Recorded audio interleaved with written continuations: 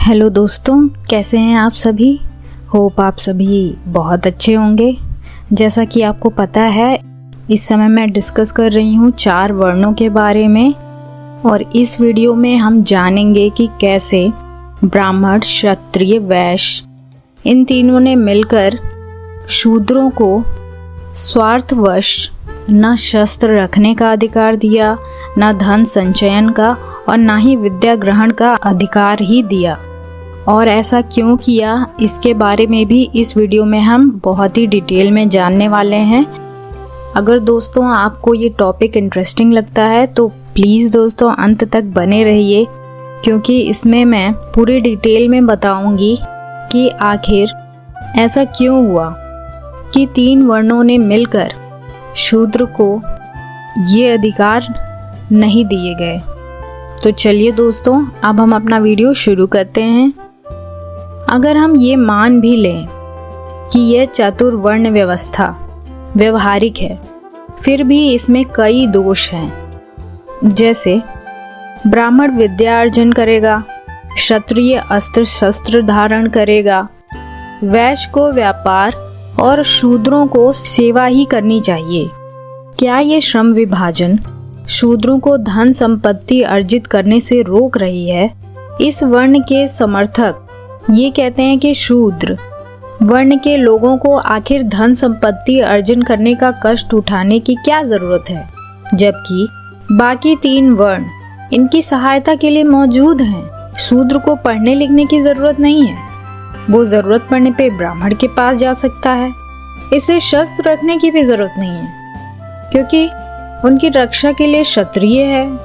अब इन कारणों से तो यही समझ में आता है कि शूद्र पूरी तरीके से अन्य वर्णों पर आश्रित है।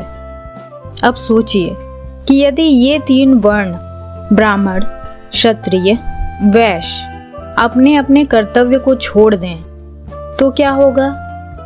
या अपने कर्तव्य का पालन करते रहें लेकिन एक दूसरे वर्ण के प्रति अपने कर्तव्यों का उल्लंघन करते रहे तो क्या होगा?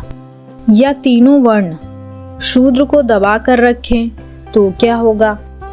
शूद्र, वैश्य या क्षत्रिय के हितों की रक्षा कौन करेगा अगर ब्राह्मण इनकी अज्ञानता का फायदा उठाने लगे? अगर लुटेरा क्षत्रिय हो जाए तो ब्राह्मण और वैश्य की स्वतंत्रता की रक्षा कौन करेगा? ये जातियां एक दूसरे पर निर्भर हैं, लेकिन परम आवश्यकताओं की स्थिति में एक दूसरे पर निर्भर क्यों बने रहना है? शिक्षा पर सबका अधिकार होना चाहिए, रक्षा के साधन सबके पास होने चाहिए, क्योंकि व्यक्ति अगर अशिक्षित है और निरशस्त्र है और उसका पड़ोसी शिक्षित और सशस्त्र है तो इससे उस व्यक्ति को क्या ही सहायता मिलेगी जो शस्त्रहीन है, अशिक्षित है। अगर इस वर्ण व्यवस्था के समर्थक विभिन्न वर्णों के बीच आश्रित और संरक्षण के संबंध को सही ठहराते हैं तो यह भी मानना होगा संरक्षकों के दुष्कर्मों से आश्रितों के हितों की रक्षा की कोई व्यवस्था नहीं है।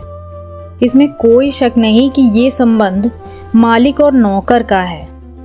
ब्राह्मण, क्षत्रिय, वैश्य के आपसी संबंध बहुत संतोषजनक तो नहीं थे, लेकिन ब्राह्मण ने क्षत्रिय की खुशामद की और दोनों ने मिलकर वैश्य को जीवित रहने दिया ताकि वैश्य के सहारे वे भी जीवित रह सकें।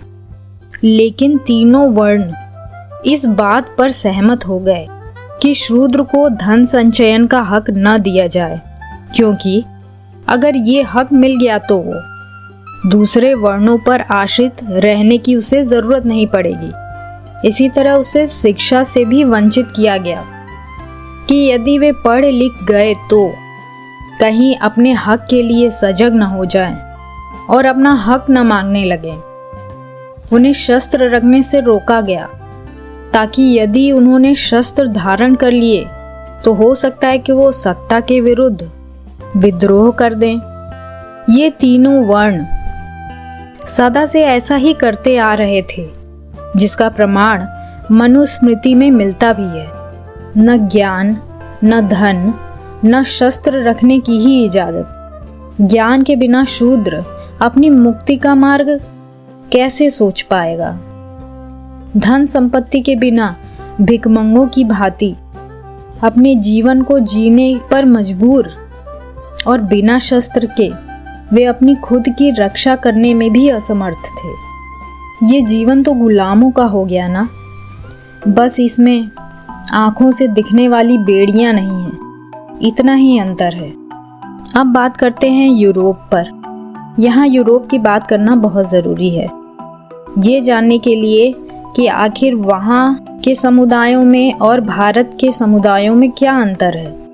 यूरोप में शक्तिशाली और कमज़ोरों के बीच काफ़ी हिंसात्मक रूप से युद्ध चला, लेकिन यूरोप के शक्तिशाली लोगों ने कभी भी कमज़ोर लोगों से शिक्षा, धन संचयन और शस्त्र रखने का अधिकार नहीं छीना। लेकिन भारत का चातुर्य वर्ण इसके ठीक उल्टा है। इससे अधिक अपमानजनक पद्धति नहीं हो सकती दोस्तों। लेकिन देश में एक ऐसा गौरवपूर्ण इतिहास भी आया था, जिसे हम आज भी स्वतंत्रता और महानता का युग कहकर जानते हैं। ये युग है मौर्य वंश का, जिसमें इस चातुर्य वर्ण व्यवस्था को जड़ से उखाड़ फेंका। शूद्रों को अपनी असल रूप में प्रदर्शन करने का मौका मिला और वे देश में शासक भी बने। हमारे देश का काला युग तो वो है जब ये चातुर्वर्ण व्यवस्था अभिशाप बनकर देश के अधिकतम हिस्सों में फैल गई।